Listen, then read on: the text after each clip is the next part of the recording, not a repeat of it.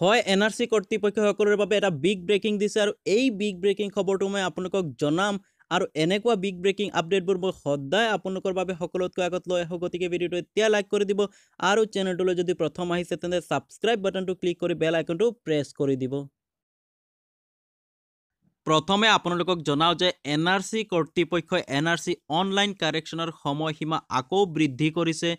যিহেতু পূৰ্বৰ ঘোষণা মতে 15 মাৰ্চ 2019 অনলাইন শুধৰণিৰ অন্তিম সময়সীমা আছিল, কিন্তু এই সময়সীমা বৃদ্ধি কৰি এনআৰচি কৰ্তৃপক্ষই আকৌ নতুন এটা তাৰিখ ঘোষণা কৰিছে। নতুন তাৰিখ ঘোষণা কৰাৰ ফলত আপোনালোকৰ কাৰ কাৰ সুবিধা হৈছে মোক ভিডিঅ'টোৰ তলত কমেণ্ট কৰি সকলোৱে জনাব। নতুন তাৰিখটো মই জনাম, ভিডিঅ'টো আপোনালোকে শেষলৈকে চাই থাকক।